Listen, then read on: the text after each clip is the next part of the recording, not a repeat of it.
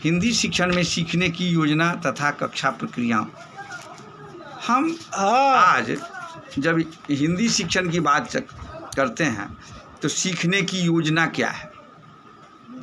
सबसे पहले जब योजनाबद्ध तरीका अपनाते हैं तो जिस विषय वस्तु को आप सीखने के लिए प्रतिबद्धता जताते हैं वह विषय वस्तु आप सीख कर, समझ कर, सुन कर और उसकी योजना को अमली जमा पहनाते हैं। मैं योजनाबद्ध तरीका की बात करूं आपसे तो आप अपने अंदर, अपने मन मस्तिष्क में उस विधाओं को समझते हुए आप या हम अपने बच्चों को जो पढ़ाने जाते हैं तो उसमें योजना बनाते हैं। अब शिक्षण की योजना क्या है? लेसन प्लान तो आप लोग जान ही रहे हो। लेसन प्लान यहाँ बता रहा है कि लेसन प्लान आप बनाते हैं। प्लान बना करके हिंदी शिक्षण में प्लान बना करके पढ़ाना। तो प्लान बनाकर पढ़ाना, सत्या बाबू, प्लान बनाकर जो पढ़ाना होता है, उस प्लान बनाकर पढ़ाने की जो प्रक्रिया होती है,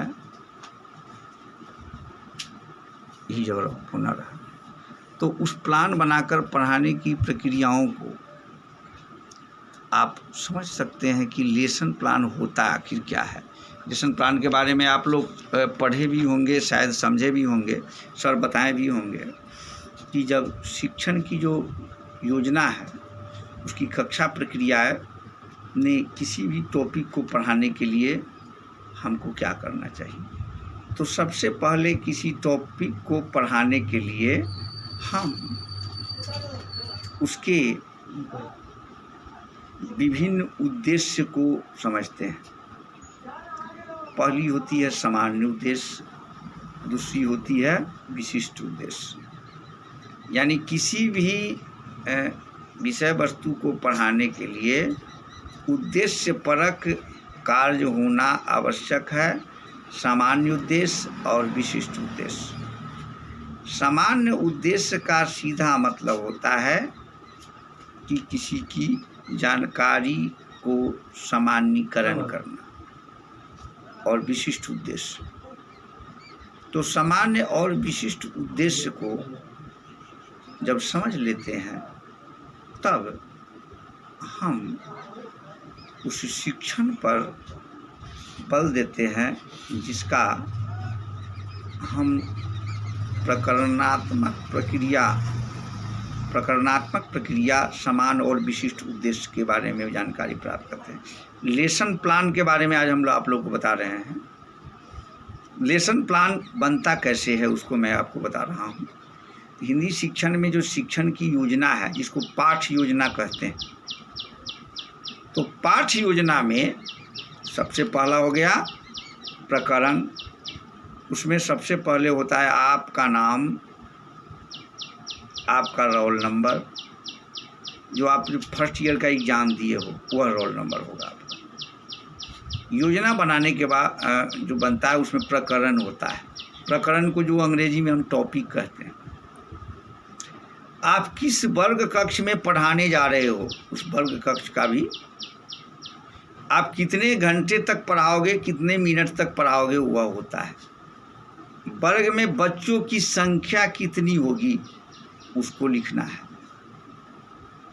आपका कैमा वर्ग है, कै बज के कै मिनट तक से आप पढ़ाओगे, अंतरण होगा। आप जिस विषय वस्तु को पढ़ाओगे उस विषय वस्तु को प्रकरण के रूप में, टॉपिक के रूप में लिखकर आपको बताना होगा। यानी एक विषय होगा, या आप किस विषय को पढ़ा रहे हो, जैसे अब हिंदी पढ़ा रहे हो तो विषय होगा हिंदी, और प्रकरण अगर उसमें आपको पढ़ाना है तो आपको पर्यावरण पढ़ाना है तो पर्यावरण लिखोगे। आपको हिमालय अगर पहाड़ कोई चैप्टर के बारे में अगर पढ़ाना होगा तो उस चैप्टर का नाम लिखो, वह प्रकरण हो गया। अब वह प्रकरण और वह चैप्टर जो पाठ है, उस पाठ को पढ़ाते हुए आप बच्चों में जो समान और विशिष्ट उद्देश्य का जो तालमेल है, उसको जानकारी आप जो देते हो वो देना है। एकदम आराम से आप लोग सुनिए, तब आप लोग को सुनिए। उसके बाद आप उसमें लेसन प्लान जब बनाएंगे तब प्लान में आपको सहायक सामग्री की आवश्यकता हो। क्या क्या चीज़ की आवश्यकता होगी, आप आराम से सुन लो। सबसे पहले होगी आपको ब्लैक बोर्ड की आवश्यकता होगी। पढ़ाने जाओगे तो ब्लैक बोर्ड की आवश्यकता होगी। यस यस कम से कम बोलते रहो तब ना बुझाएगा।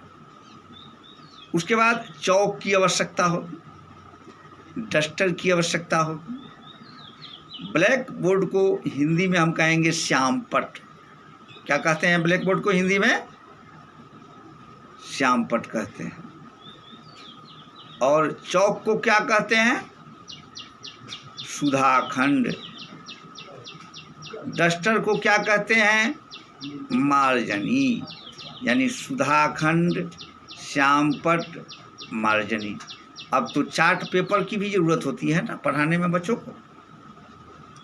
तो चार्ट पेपर को हम लोग संकेत यष्टि कहते हैं हिंदी में। संकेत यष्टि। अगर आप लोग कलम कागज लेकर बैठे हुए हैं तो लिख भी सकते हैं। तो इन सभी सहायकोपकरणानि, सहायक उपकरण पर इन सबों का नाम हम लिख लेते हैं। सहायकोपकरणानि, सुधाखंड, श्यामपट, मार्जनी और संकेत यष्टि, इन चारों को हम लिखते हैं। इन चारों का यूज भी करते हैं। और भी बहुत कुछ है, लेकिन तब तक हम इतना ही लिखाते हैं। आप लोग थोड़ा सा आगे बढ़ो। जब बच्चों को आप टॉपिक पढ़ा रहे हो, कोई भी टॉपिक जब पढ़ाओगे तो उस टॉपिक में पहले से पूर्व ज्ञान बच्चों में होना चाहिए। जिस विषय वस्तु के बारे में पढ़ा रहे हो, आप स्वतंत्रता दिवस चैप्टर हो गया स्वतंत्रता दिवस, आप बच्चों को पढ़ा रहे हो तो उसमें पूर्व ज्ञान का आधार बनाकर उसमें लिखना होगा कि बच्चे स्वतंत्रता स्वाधीनता दिवस के बारे में कुछ थोड़ी बहुत जानकारी रखते हैं। हो गया। अब आगे आ जाएंगे। जब हम स्वतंत्रता दिवस को पढ़ा रहे होते हैं, मैं टॉपिक स्वतंत्रता दिवस अगर ले रहा हूँ तो स्वतंत्रता दिवस अगर बच्चों को पढ़ाया जा रहा है हिंदी के पुस्तक में,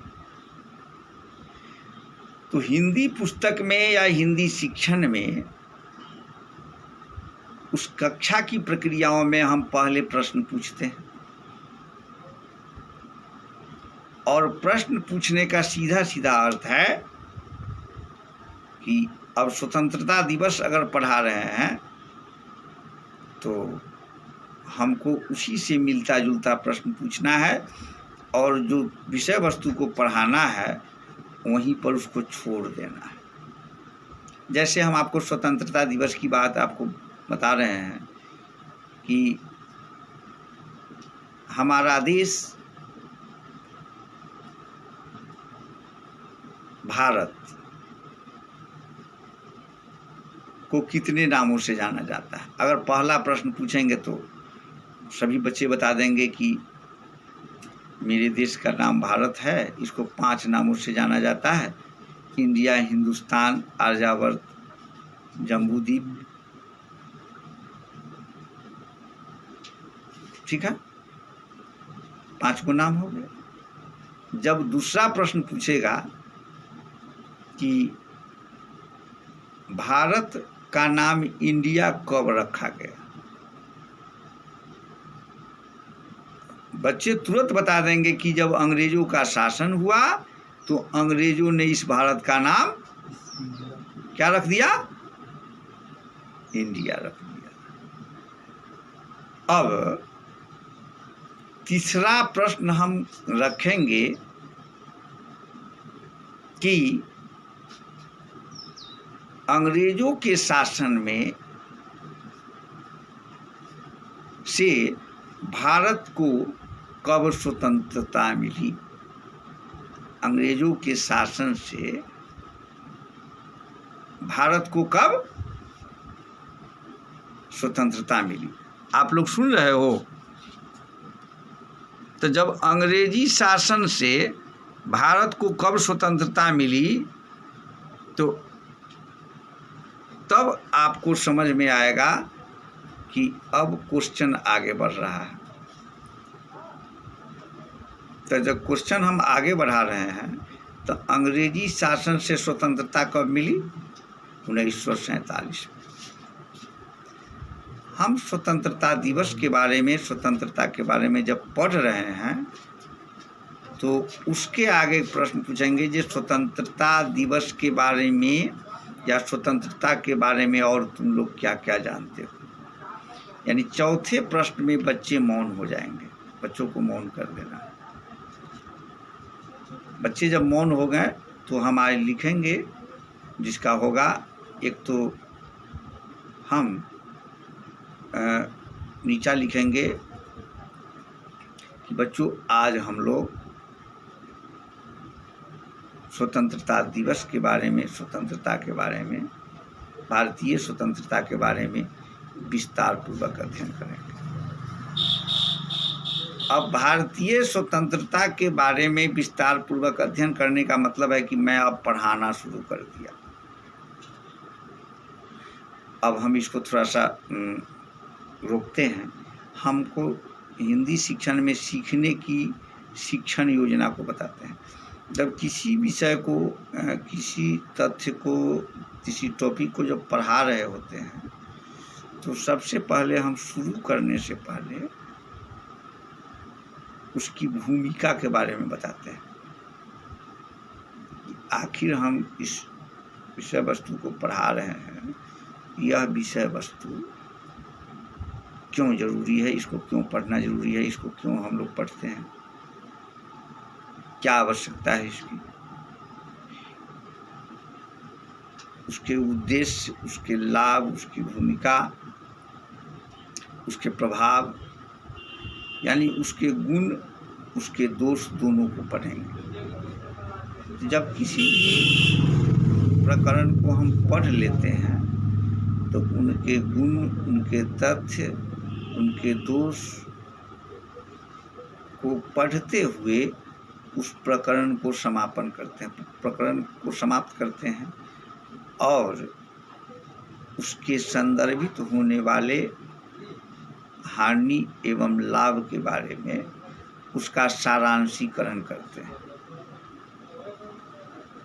अब सारांशीकरण के बाद हम फिर उस पर प्रश्न पूछते हैं और प्रश्न पूछे गए प्रश्नों का प्रश्नांक क्या होता है। जब आप किसी बच्चों को पढ़ाते हैं, देखिए मैं यह समझ रहा हूँ कि जिस विषय वस्तु को आप बच्चों को पढ़ाने जाएंगे तो आप उसको पढ़ाइए, कुछ देर पढ़ा करके फिर उसमें से पूछिए जो प्रश्न आप जो पढ़ाए हैं। हम आपको स्वतंत्रता दिवस के बारे में बता रहे हैं तो अंग्रेज़ों की गुलामी से 200 वर्ष तक हमारा देश त्रस्त था। इसमें लोगों पर अंग्रेज़ बहुत अधिक अत्याचार करते थे। अंग्रेज़ के द्वारा भरपेट भोजन तक यहाँ के नागरिकों को नहीं दिया जाता था। यहाँ गुलामी की जंजीर में जकड़े हुए लोग खून की तरह पिसते जाते थे, उनसे अधिक कार्य लिया जाता था। कार्य के बोझ के तले दबकर लोग यहाँ अत्यंत परेशान। अब हम इसको पढ़ाए हैं तो हम इसी में से प्रश्न पूछेंगे कि अंग्रेज के शासनकाल में यहाँ के लोग कैसे थे। आप एक बार में कह देंगे कि बहुत त्रस्त थे। आप जो पढ़ा रहे हो उसी के इर्द गिर्द घूमते हुए प्रश्न भी पूछना है, ताकि यह नहीं जो पढ़ाए कुछ और अब पूछ कहीं और दिए हैं कहाँ और पूछ दिए कहाँ। तो इस स्थिति में, इस व्यवस्था में, इस को समझने और समझाने के लिए हम उन सभी तथ्यों को अपने समझ के अनुसार बच्चों को समझा सकते हैं। और जब बच्चों को आप समझा लेते हैं, बच्चों को आप बता देते हैं, तब उसके तथ्य को बताते हुए यह समझते और समझाते हैं कि हम किस विषय वस्तु को कैसे समझाए हैं, कैसे बताएं।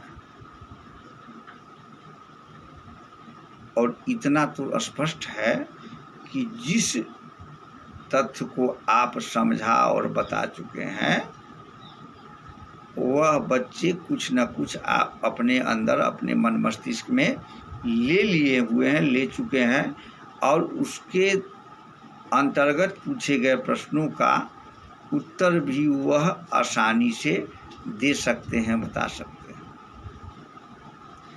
और भी मैं आपको बता दूं कि जब भी आप किसी योजना को समझते और समझाते हैं, तो उसके कक्षा प्रक्रिया और सीखने की जो प्रकृति है, प्रवृत्ति है, उसके योजनाबद्ध तरीका में वह स्पष्ट रूप से समझ लेता है, और उसके समक्ष प्रस्तुत करने के लिए किसी प्रकार का कोई विवाद नहीं होता, और उस अपवाद में वह बच्चे नहीं पढ़ते और सामान्य रूप से पढ़ लेते हैं। मैं आपको फिर से बताना चाहूँगा कि जिस विषय वस्तु को पढ़ने के लिए बच्चे आतुर होते हैं, उन सभी विषय वस्तु को एकदम सटीक रूप से समझते हुए अपने हिंदी शिक्षण के सीखने की जो योजना है, योजनाबद्ध तरीका से अगर बच्चों को पढ़ाया जाए, तो बच्चे उन सभी बातों को कम समय में अधिक समझ लेंगे, यानी अधिक बातों को कम समय में समझ लेंगे। इसीलिए पाठ्यक्रम की जो योजना है वह बहुत पहले से बनाई जा चुकी है, बनाई जा रही है, जिसमें शिक्षा नीतियों का बहुत बड़ा योगदान होकर उस शिक्षा नीति का जो प्रावधान है उसे जोड़कर शिक्षा को और उत्कृष्ट बनाया जा रहा है। तो आप इस बात को भी आसानी से समझ लीजिए। फिर दूसरी बात आप अच्छी तरह समझ लो कि जब आप योजना किसी को पढ़ाने की बनाते हो, तो उस वर्ग कक्ष के सभी बच्चों में समान रूप से उसका लाभ मिलता है, और उसके अनुसार हिंदी शिक्षण या कोई भी विषय सीखने में अत्यंत लाभप्रद होता है। शिक्षण की जो योजना है, अब हिंदी शिक्षण की योजना जो है उसको 4 प्रकार से बना सकते हैं। आराम से सुनो। पहला है उसको व्याकरण के दृष्टिकोण से, दूसरा गद्य, और तीसरा पद, और चौथा जो हो गया वह कहानी तथा अन्य माध्यम से। यानी प्रकरण अगर विषय अगर होगा हिंदी, तो उप विषय हो जाएगा व्याकरण। व्याकरण अगर पढ़ा रहे हो हिंदी में, यही है कि उसको 4 प्रकार से हम बांटते हैं। तो आज हम लोगों ने जो हिंदी शिक्षण के, हिंदी सीखने की जो योजना है, हिंदी शिक्षण में सीखने की जो योजना है, उससे कक्षा प्रक्रिया का पूर्ण रूप से अनुपालन करते हुए किस प्रकार उत्कृष्टतापूर्वक हिंदी शिक्षण प्राप्त की जा सकती है, इसके बारे में हम लोगों ने विस्तार पूर्वक अध्ययन किया और समझा, और इस विषय वस्तु को हम समझकर अपने बच्चों को भी विस्तार पूर्वक समझा और बता सकते हैं। तो आज आप लोगों को इस विषय वस्तु को समझाकर, और हम चाहते हैं कि आप भी अपने बच्चों को अपने विद्यार्थियों को इसके बारे में समझाते हुए उसे लाभान्वित करें। धन्यवाद। और कुछ पूछना है आप पूछ सकते हैं।